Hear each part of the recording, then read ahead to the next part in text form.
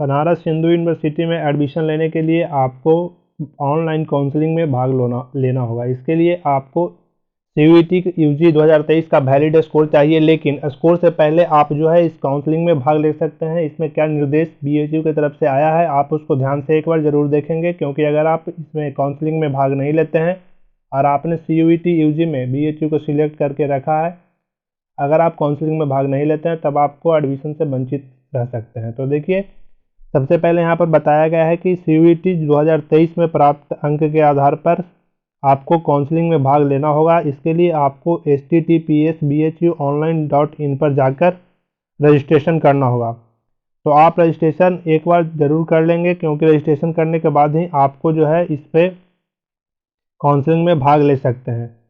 BHU CUET UG के score पर यहाँ पर एडमिशन देने वाला है। इस पर रजिस्ट्रेशन करने से पहले आप BHU CUET प्रवेश बुलेटिन 2023 को जरूर पढ़ लेंगे, ताकि आपको वहाँ से पता चल सके कि आप किस कोर्स के लिए क्या क्या एलिजिबिलिटी होने वाली है। यहाँ पर कोई कॉल लेटर जो है BHU की तरफ से नहीं भेजा जाता, ये साफ आपको बता दिया गया है। ऑनलाइन पंजीकरण का डेट यहाँ पर आपको बताया गया है कि ऑनलाइन पंजीकरण का डेट क्या है। तो ऑनलाइन पंजीकरण का डेट यहाँ पर 7 जून से लेके 26 जून तक रखा गया है, यानी 26 जून तक जो है आप इनके पोर्टल पर जाकर अपना रजिस्ट्रेशन कर सकते हैं और काउंसलिंग में भाग ले सकते हैं। पूरी विवरण आपको यहाँ पर अपलोड करनी होगी, और अपलोड करने के बाद यहाँ पर आप देख लीजिए, आपको पूरी विवरण जिसमें आपको फ़ोटो, हस्ताक्षर अपलोड करना होगा, सारे डॉक्यूमेंट आपको, बैंक खाता विवरण देना होगा, पूर्वावलोकन पुष्टि करना, सभी आपको यहाँ पर फॉर्म को भरना होगा। इसमें आपको डॉक्यूमेंट क्या क्या लगने वाला है ये भी आप ध्यान दीजिएगा। जन्म तिथि सुनिश्चित करने के लिए आपको मैट्रिकुलेशन का प्रमाण पत्र देना होगा। उसी के साथ आपको 12th का योग्यता प्रमाण पत्र देना होगा। जाति प्रमाण पत्र अगर SC ST OBC और EWS से आते हैं तो आपको देना होगा। आय प्रमाण पत्र देना होगा। PWD से अगर आप कैटेगरी से आते हैं तो आपको PWD प्रमाण पत्र देना होगा। BHU के कर्मचारी अगर आपके यहाँ कोई है तो आपको BHU कर्मचारी प्रमाण पत्र भी देना होगा, यदि लागू हो तो आपको ये सारे डॉक्यूमेंट जो है आपको अपलोड करना होगा। इसी के साथ प्रमाण पत्र अगर आप खेल कोटा से हैं तो आपको वो रद्द कराना होगा। खेल कोटा यहाँ पर रद्द कर दिया गया, तो खेल कोटा के तहत आपको एडमिशन जो है नहीं मिल सकता, ये इन्फॉर्मेशन दिया गया है। साथ ही हाल ही की रंगीन फोटोग्राफ आपको चढ़ानी होगी और आपके हस्ताक्षर को चढ़ाना होगा। आपको यहाँ पर पूरी तरह से निर्देशित किया गया है कि पंजीकरण विंडो 3 दिनों के लिए फिर से खुल जाएगी। जब आपको CUET का परिणाम जारी हो जाएगा तब आपको ध्यान देना है, अभी आपको रजिस्ट्रेशन कर लेना है। रजिस्ट्रेशन के बाद आपका अभी रिजल्ट जो है वो CUET का जारी नहीं हुआ है। CUET का रिजल्ट जारी होने के बाद 3 दिन के लिए फिर से BHU अपनी पोर्टल को ओपन करेगा। वहाँ आपको स्कोर कार्ड जो है CUET का वैलिड स्कोर कार्ड आपको वहाँ पर अपलोड करना होगा, ताकि जो है आपको काउंसलिंग में भाग ले सके और स्कोर कार्ड के आधार पर आपको काउंसलिंग होकर आपको कॉलेज और आपको सब्जेक्ट जो है अलॉट किया जा सके। तो आप इस बात को ध्यान रखेंगे, जब भी आप इसमें फॉर्म भरेंगे तब आपको 3 दिन के लिए जब ओपन किया जाएगा विंडो, तब आपको वहाँ पर फिर से आपका CUET UG का स्कोर को अपलोड करना होगा। उसी के साथ अगर आप इस पर रजिस्ट्रेशन करते हैं तो आपको काउंसलिंग फी जो जनरल OBC और EWS को देना होगा वो 300 रुपये देना होगा। अगर आप एडिशनल कोर्स डालते हैं तब आपको 100 रुपीज़ और देने होंगे।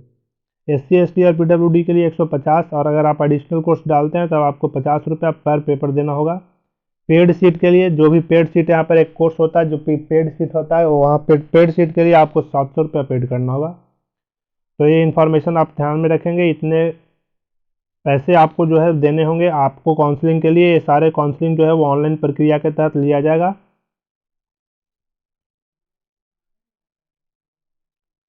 आपको अपने पसंदीदा ऑनर्स नहीं मिलता है तो वे सभी आवेदक जिन्होंने 700 रुपये का पंजीकरण शुल्क देकर पेड का विकल्प चुना है, पेड सीट श्रेणी के तहत प्रवेश लिए पात्र होंगे। और आवेदकों को CUET मेरिट किसी भी विशेष पाठ्यक्रम के लिए उनको वरीयता जो है और सीटों की उपलब्धता के क्रम में व्यवस्थित किया जाएगा।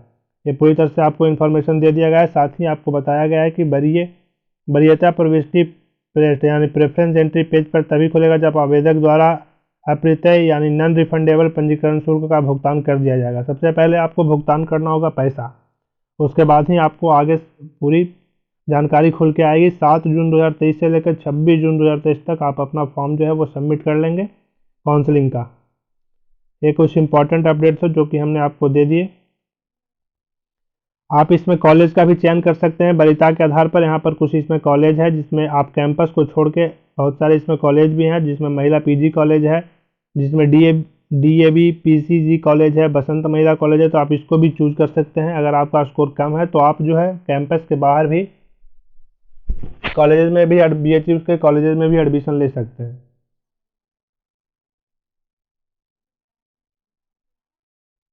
आवेदक को विश्वविद्यालय कॉलेज में प्रत्येक कार्यक्रम के लिए वरीयता प्रविष्टि यानी समान प्रक्रिया के अलग से दोहराना होगा, यानी 2 बार आपको इस फॉर्म को भरना होगा। जब भी आप फॉर्म भरेंगे तो उसकी पूरी पंजीकरण फॉर्म को पूर्ण तरह से भरिएगा, तभी आपका जो है पंजीकरण को माना जाएगा।